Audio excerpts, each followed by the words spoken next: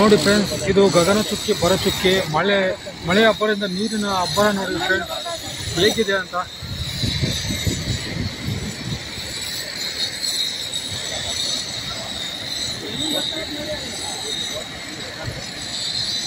photo ತೆಗೆಯೋದು